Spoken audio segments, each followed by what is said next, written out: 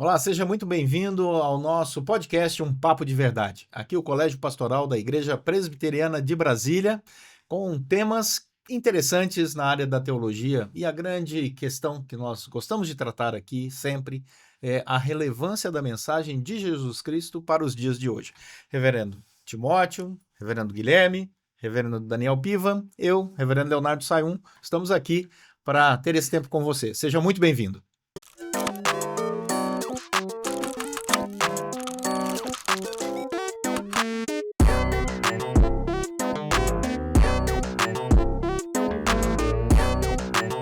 Hoje nós vamos falar sobre teologia da prosperidade. Chegou o dia. Chegou o dia de pensarmos um pouco sobre essa relação tão conturbada hoje em dia, sobre fé, igreja e dinheiro.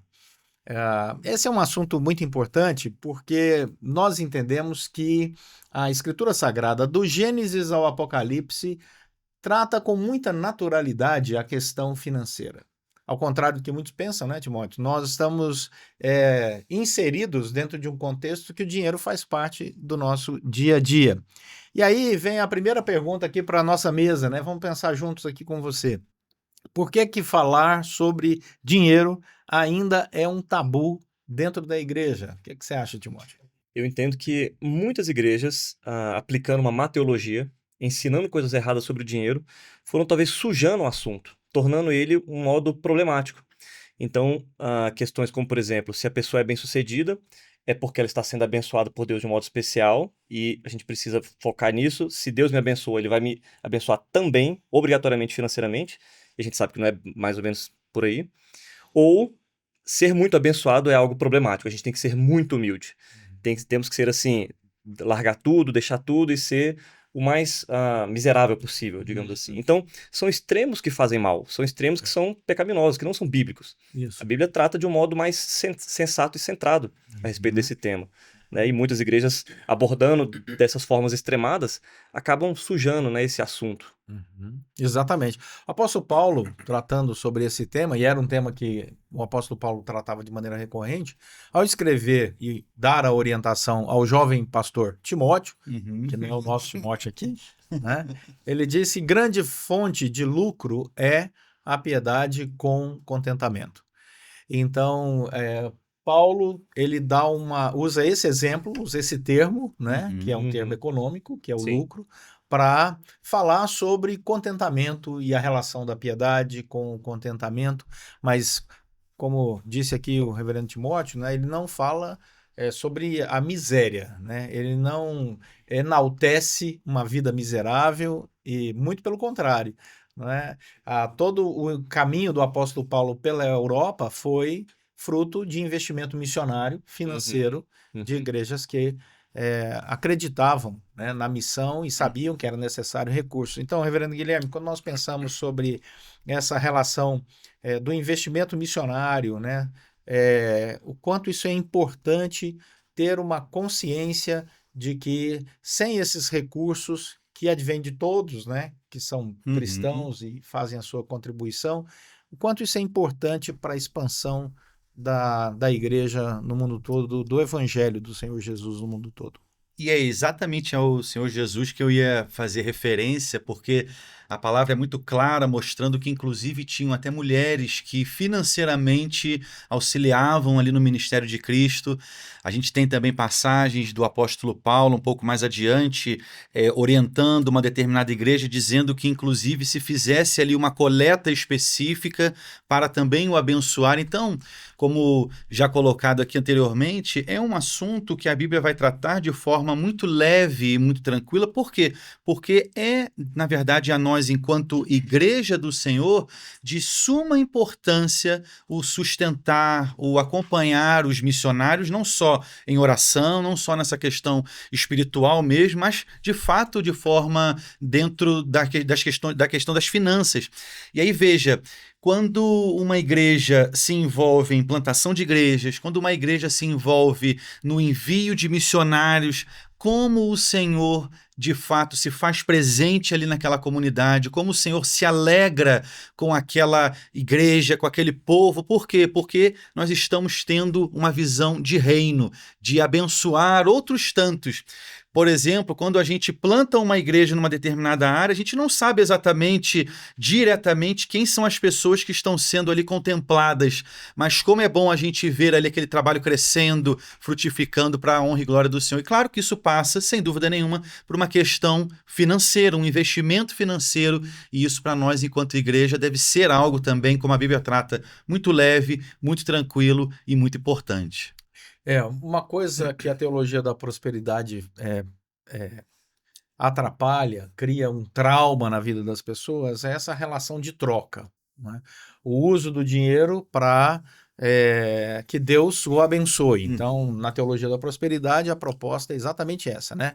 Quanto mais você dá financeiramente, mais Deus está obrigado a te Uma grande retribuir. barganha, né? Uma grande barganha que, obviamente, não encontra nenhum respaldo bíblico, porque a oferta, até mesmo o dízimo, né, é uma relação de gratidão. E aí, reverendo Piva, a grande questão é por que será que essa teologia é tão atraente, né? Essa teologia da prosperidade, ela é tão atraente. É essa relação de troca fácil, né, com Deus.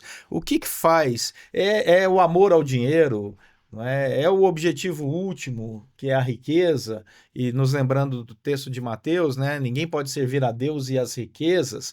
Então, o que faz essa teologia ser tão atraente? A teologia da prosperidade. Eu creio que o que a faz ser tão atraente é como qualquer outra teologia. Ela vai diretamente aos pontos de interesse das nossas carnalidades e do nosso coração.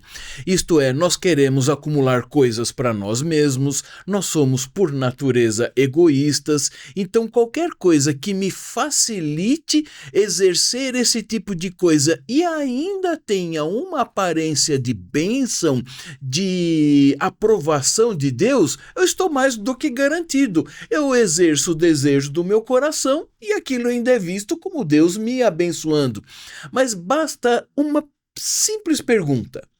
Muito bem, então Deus me abençoa com riquezas, tal e tudo mais, e cada um terá o seu padrão, né? Isso varia de lugar para lugar, de cultura para cultura, mas a questão simples é: como isso me aproxima de Deus e como isso me facilita no trabalho e no serviço para Ele?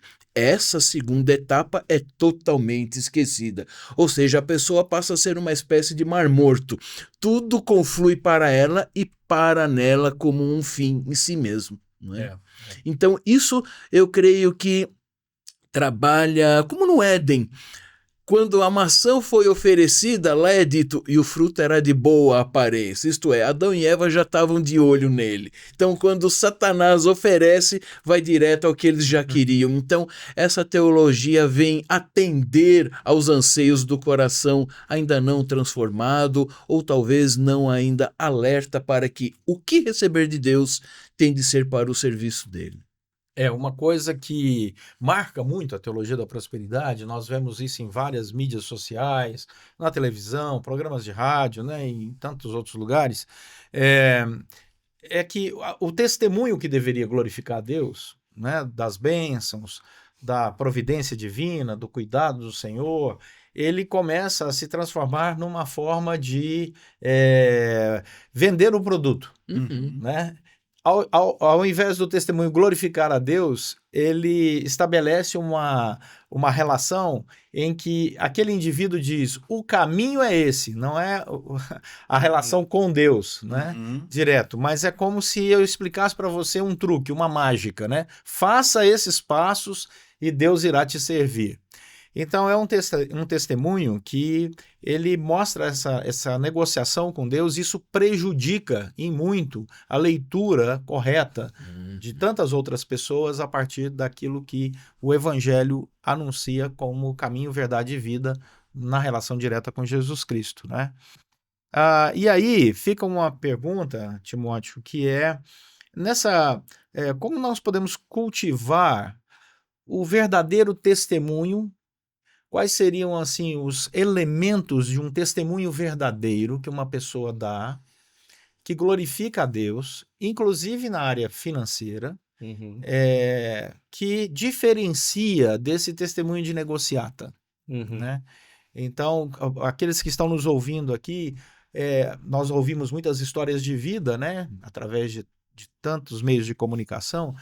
Qual seria, assim, a percepção que a pessoa poderia desenvolver de maneira crítica ao ouvir testemunhos verdadeiros e testemunhos que são, na verdade, uma grande negociação financeira com Eu Deus? acho que o primeiro ponto é a gente fugir de aparência, né? Um testemunho que vem para mostrar, para exibir, como você falou, né? A pessoa que tem ali um padrão de vida que é visualmente alto e, na verdade, às vezes nem é. Às vezes é só uma construção, é só um personagem ali que ela tá assumindo para dizer que ela pertence àquele ambiente, que ela tem aquele padrão de vida e não é nada disso.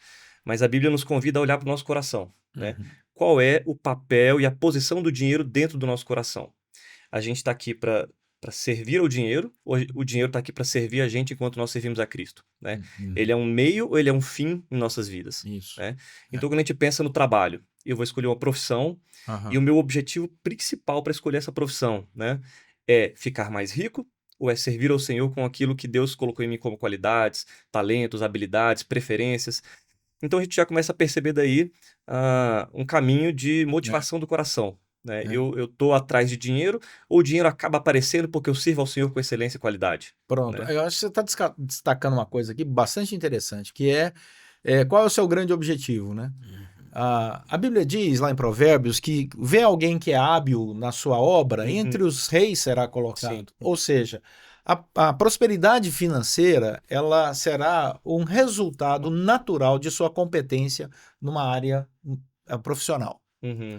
Mas ela não é um fim em si mesmo, essa é a grande diferença, né? Porque eu faço com excelência aquilo que eu faço, seja o que for, a prosperidade financeira vem a reboque, como resultado, né? E isso é exatamente a prosperidade na visão bíblica. É viver com sabedoria, de Viver modo com que os sabedoria. frutos vão aparecer. Exatamente, esse é o ponto, né, Reverendo Guilherme? Eu me lembro, há uns anos atrás, nós estávamos fazendo uma construção na igreja e quando eu saí lá na porta, tinha vários trabalhadores lá na obra, o zelador da igreja estava rindo lá na porta da igreja e eu cheguei e falei, o que foi que tá tão divertido? Ele disse assim, reverendo, ali tá meu carro, ali tá o carro do eletricista, ali tá o carro do mestre de obra. E ali tá o seu carro, qual que é o pior? Era o meu. E ele rindo de mim, né? Aí eu achei engraçado aquilo. Né? Por quê? Porque eles estão, obviamente, né, desenvolvendo uma atividade profissional e tendo um reconhecimento, e uma das características desse reconhecimento era o seu retorno financeiro. E eu achei aquilo muito interessante, né? Achei aquilo muito interessante e ri com ele, porque hoje nós temos, às vezes as pessoas entram na teologia da prosperidade pensando assim, eu vou ser um grande empresário, vou ser um grande executivo, quando na verdade pessoas que desenvolvem outras áreas profissionais, entre aspas, mais simples, mas com excelência, são tão bem sucedidos financeiramente quanto outros que exercem cargos mais executivos, vamos chamar assim.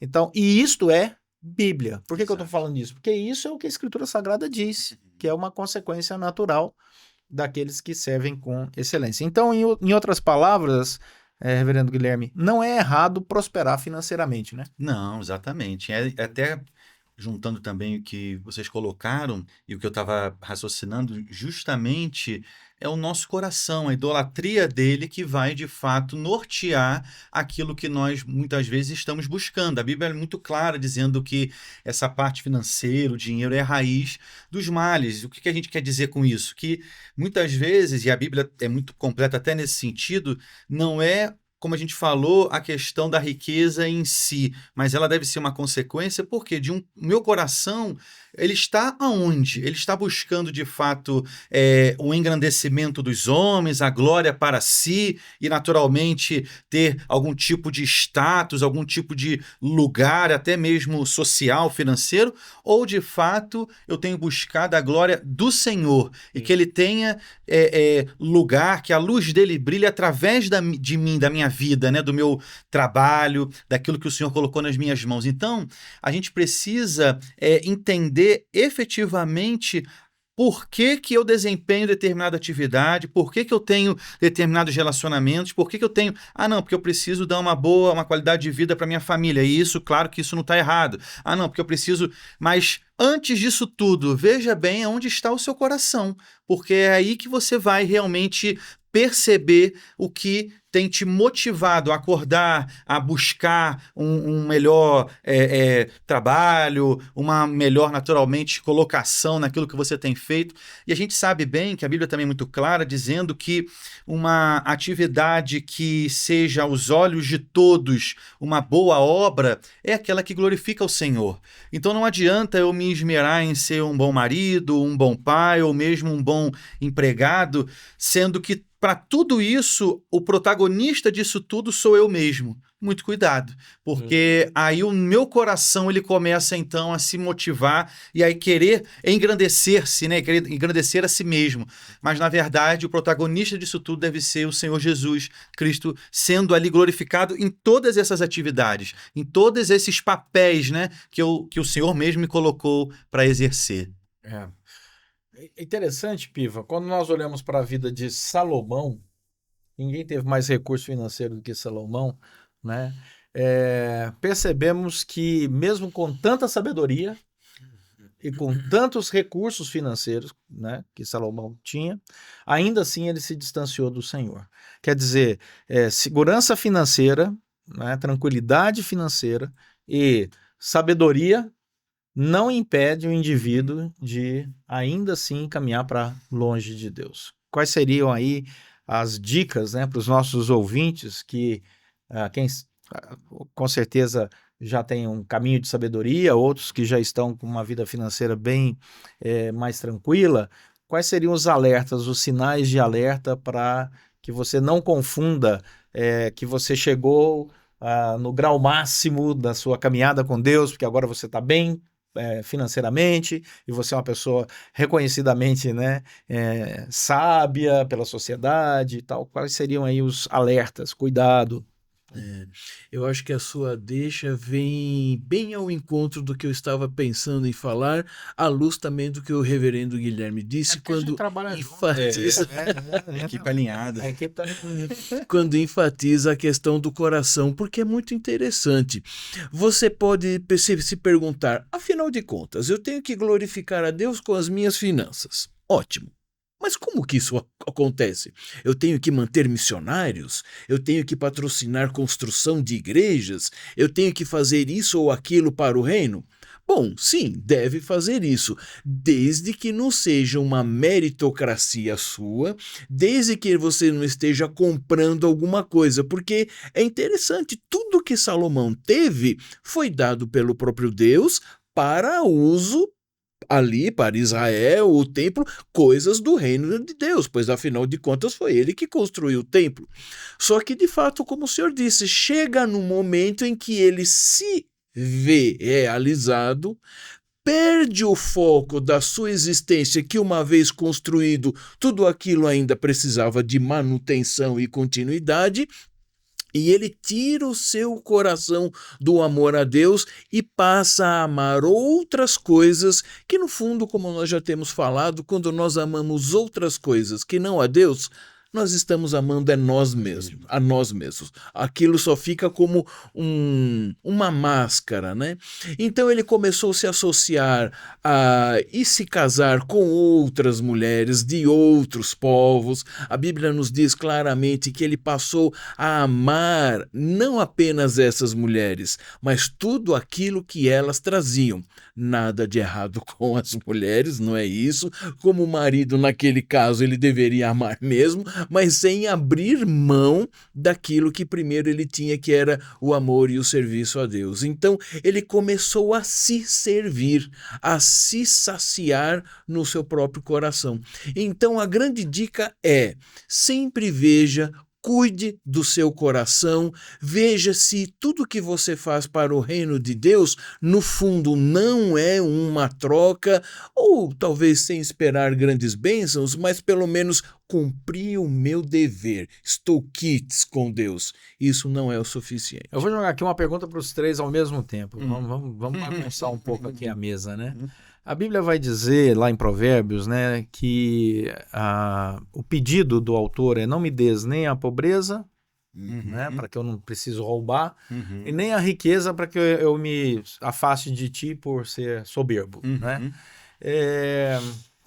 Por outro lado, nós encontramos Paulo escrevendo lá aos Filipenses, né, e ele chamando a atenção para o fato de que, mesmo na dificuldade ou na bonança, ele estava sempre feliz com tudo que Deus havia dado a ele.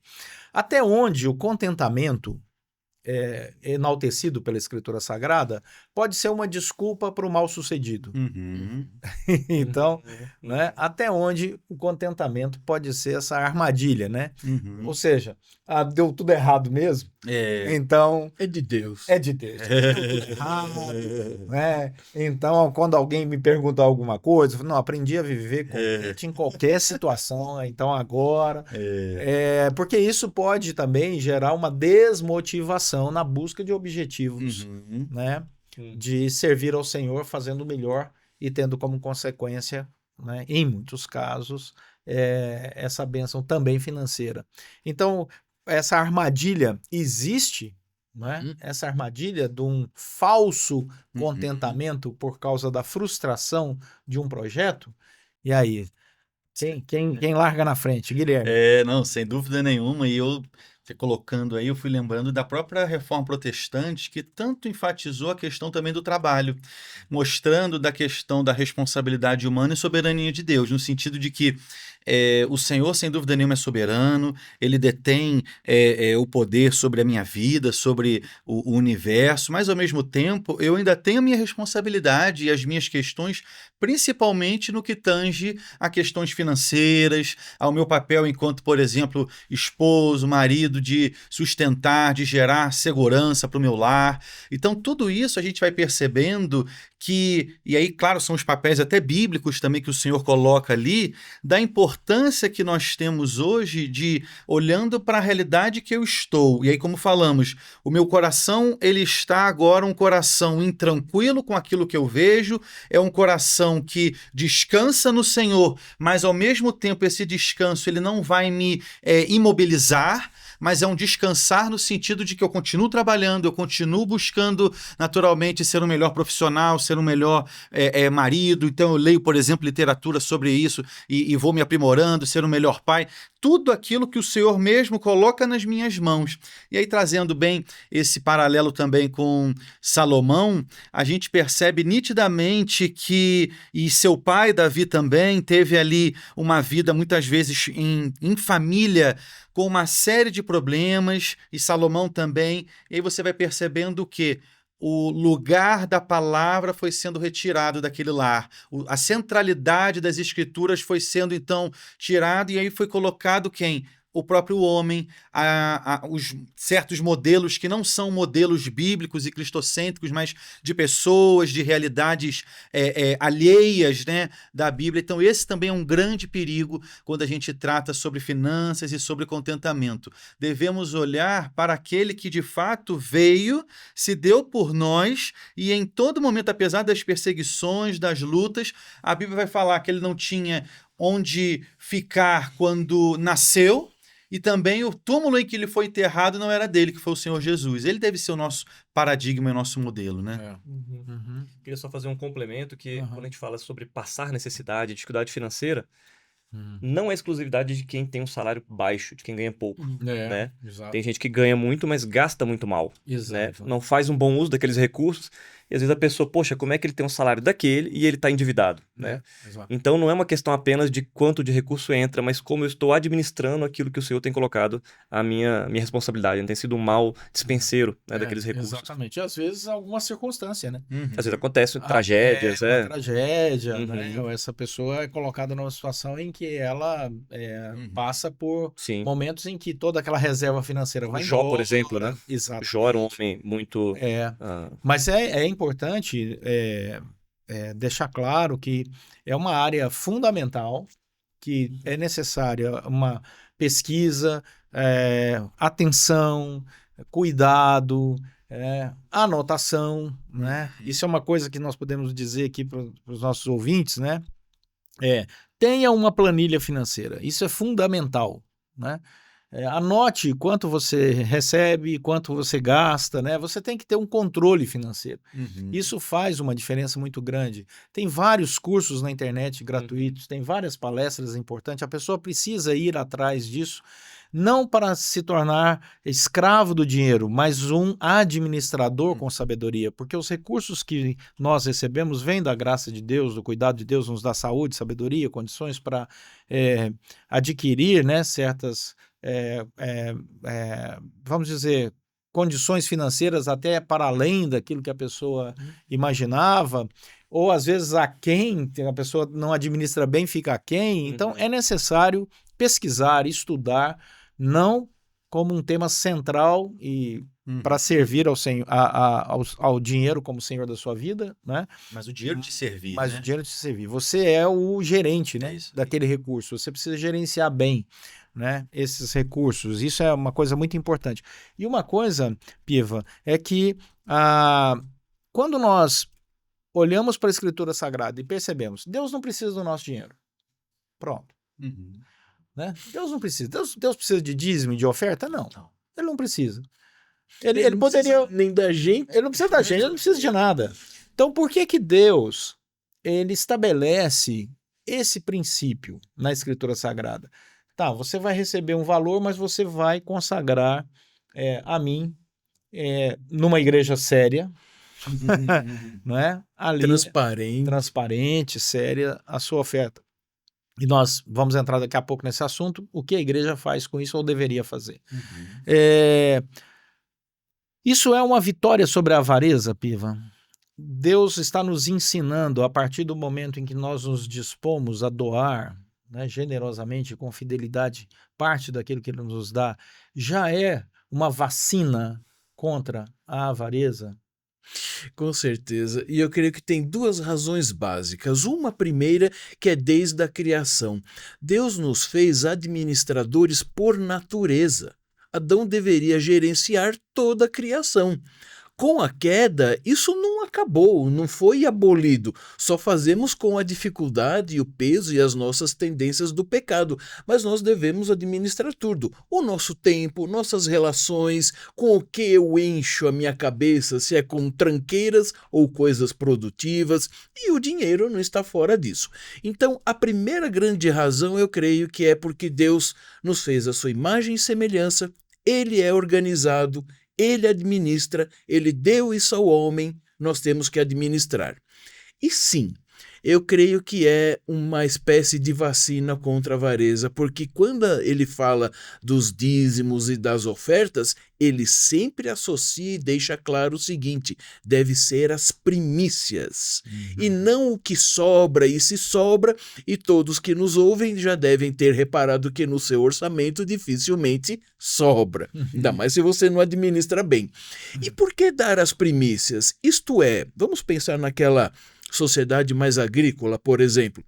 Vinha a colheita, a primeira parte da colheita. E se depois vier uma geada? E se vierem salteadores e acabarem com a minha colheita? E se não frutificar o tanto que eu plantei e eu acabar tendo prejuízo? Eu vou reter um pouco aqui para ver o que vai acontecer. Esse seria o coração, simplesmente pensando na matemática. Mas é o fato de, já na primeira fase da colheita, você entregar as primícias, significa: Deus me deu e eu darei daquilo que Ele me deu. O que vier, eu não tenho controle. e ele controla e me será o suficiente. Pode ser que aconteça todas essas coisas ruins, vamos dizer assim, e ainda assim eu terei a manutenção.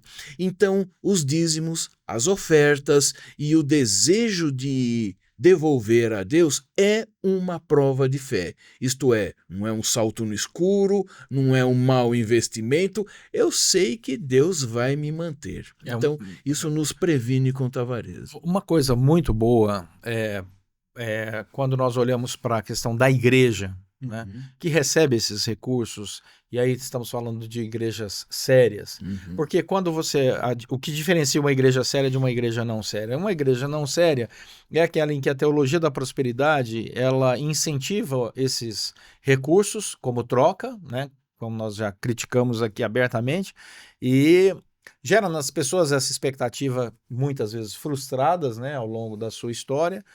Em um determinado momento ela será frustrada, não é? Porque o coração do homem, ele é insaciável, né, também. Então tem esse outro aspecto. E a igreja se torna um fim em si mesma. Quando ela é uma teologia da prosperidade, vive e segue a teologia da prosperidade, ela está ali só para se vender, como uma instituição que promove esse tipo de teologia. Agora, quando nós falamos de uma teologia séria, quando nós falamos de uma igreja séria, e aí eu falo como alguém que ao longo da minha vida, né, tenho sido um ofertante, um dizimista, né, que isso é uma coisa importante, né, falar daquilo que a gente vive, né. Os pastores também dão dízimo. O pessoal não Muitos acham que não, né? Estão isentos, né? Imunidade diplomática. A gente não tá isento. Não. O que me alegra aí, como cidadão, como cristão, né, como um dizimista e ofertante, é porque eu sei para onde esses recursos vão. Eu sei que eles serão bem administrados. Eu sei que igrejas sérias, né, e temos várias igrejas sérias, são aquelas que pegam esses recursos e atendem ao necessitado. É muito gratificante você fazer parte de uma igreja em que você vê uma família passando uma dificuldade e a igreja tem o recurso para ajudar e ajuda. Né? E ajuda. Ou grandes obras missionárias, né? Que estão aí recolhendo pessoas, moradores de rua e dando a eles novamente uma reintegração na sociedade de maneira digna, voluntária, generosa. Né? Isso tudo precisa de recursos financeiros. Isso tudo. Né? A igreja, como essa não é apenas isso, mas uma das características da igreja é que ela é, sim, uma comunidade terapêutica. Eu sou contra esse rótulo exclusivo, né? Que alguns dizem, né? Como se Ela só isso. só isso, não, ela é muito mais que isso, mas ela também é um lugar onde as pessoas entram e são atendidas gratuitamente, vamos chamar assim, né? Com todo respeito, com todo carinho, e saem de crises existenciais profundas. Como é que isso tudo é mantido, toda essa estrutura? É através dos dízimos e das ofertas desses nossos amados irmãos, de todos nós, né? Então, é uma pena que a teologia da prosperidade, ela trouxe uma visão para a sociedade equivocada sobre a missão da igreja, que é a evangelização e as boas obras, né? Que anda junto isso aí. E aí, para a gente encerrar aqui o nosso papo, né? Vamos para a alegria, né? O que vocês, como cristãos, né, a partir dessa experiência, ao longo... Porque nós não nascemos pastores também, né, Piva? Né, Guilherme? O Timóteo já não nasceu pastor, não. Ele teve uma carreira, né, uma jornada, um chamado, como todos nós aqui. Olhando aí para a nossa caminhada, para a nossa experiência, e aqui temos boa experiência com isso, o que vocês poderiam dizer de maneira muito pessoal? O que me alegra como cristão, não apenas como pastor, mas como cristão, é perceber que as ofertas, os recursos que a igreja administra são bem administrados nessa área. Algo que me chama a atenção é isso aqui, como um compartilhamento aqui de alegria para o pessoal do nosso podcast. Do meu caso, e uma coisa que eu percebi em nossa igreja local especificamente, que logo quando eu cheguei, eu fui informado que a nossa igreja hoje ela mantém mais de 60 missionários. E ao longo assim de todo o mundo, não só aqui no nosso país, mas em vários outros países. E aí os irmãos que nos acompanham sabem bem que nós começamos aí uma obra, começamos uma construção e que a gente sabe bem, e quem já fez obra, né, sabe também muitas vezes os custos e o tempo que por vezes ela pode levar, e que mesmo assim esses mais de 60 missionários continuaram a ser sustentados pela nossa igreja mensalmente, por vezes até com ofertas, dependendo da época, dependendo ali de 13º salário, conferências missionárias, enfim, arrecadações específicas. Variação cambial, né? Pois é, variação cambial. Então, mostrando que a nossa igreja, em que pese as outras atividades, ela não perdeu o seu caráter missionário. Isso é muito bonito, mostrando que a igreja ela não perde o seu foco, que é pregar as boas novas, que é abençoar aqueles que estão em lugares tão distantes. Nós temos missionários, por exemplo, na Ásia. E aí eu não...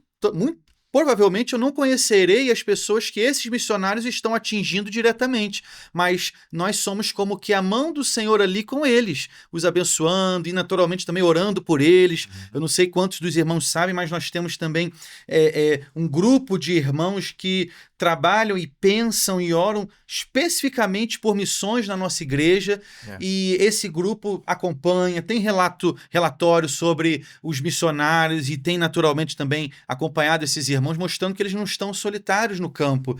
Isso é muito bom. Nós sabemos que os nossos recursos estão sendo ali usados para a honra e glória do nosso Deus. Muito bem destacado, porque o caixa para a obra ele não interferiu na dinâmica de boas obras, de missão, de evangelização. Então, nós temos ali um caixa exclusivo para a obra e a manutenção de todo o trabalho normal da igreja em outra movimentação com toda tranquilidade. Deus tem sustentado. Né? E sustentado ambos, né? Graças a Deus. Enfatizar mais uma vez a transparência. Sempre no início de cada ano é prestado um relatório em assembleia para a igreja. A igreja sabe para onde estão indo as verbas. Exatamente, isso é muito importante. Isso é uma coisa que me admira muito, é como os irmãos da igreja, né, aqueles que são designados para gerenciar os recursos, qual é o padrão de decisão na gestão financeira? É para fazer algo para si, para a própria glória, ou é algo para servir a comunidade, servir a igreja? Então a gente vê, de modo prático, assim, um cuidado com a igreja, com a estrutura, com os espaços, pensando em ar-condicionado, em televisão, em projetor, tudo aqui, em material de som, um conforto que não é uma coisa para ser luxuosa, mas sim algo para servir a igreja. E também uma qualidade sem uma ostentação. Isso aqui é bom porque vai ser bom para a igreja, não porque é o mais caro, porque é o melhor, aquela coisa que de quem... Aquele pensamento, a gente compra um carrão, para na frente e fica aí, tá vendo aí? Tá vendo aí? Comprei esse carrão. Não é essa a ideia, né? É ter um material que seja ali bom, de qualidade, para que a igreja tenha ali um bom ambiente de culto, de serviço, um conforto para todas as idades, né? A gente tem de crianças até um público bem mais velho. É isso aí. O senhor toca num ponto muito importante, que é a questão da alegria, e às vezes nós podemos polarizar em dois opostos. Ou o dízimo e a oferta será um peso, aquilo, chegou o momento em que eu tenho que cumprir essa obrigação, sem nenhuma alegria. Deus ama a quem dá com alegria. Por outro lado, pode haver uma ideia de uma alegria fantasiosa, que sempre você vai fazer com toda tranquilidade e fé. Não é assim. Nosso coração titubeia em muitas coisas, e na hora de você apertar o botão finalizar transação do Pix, talvez o seu coração esteja duvidando, mas veja, você fez. E onde está a alegria? A longo prazo. Você vai ver que você, sendo fiel, mesmo quando talvez o Excel diria para você não dê dízimo esse mês, então lá na frente você tem as recompensas de toda a sorte, e essa alegria perene, serena, vem e tranquiliza o seu coração. É isso aí. Falando sobre o uso do dinheiro e a teologia da prosperidade, nós não economizamos no tempo, né? Funcionamos bastante aqui. Você que nos acompanha, muito obrigado. Muito bom ter você aqui no nosso podcast e até a próxima.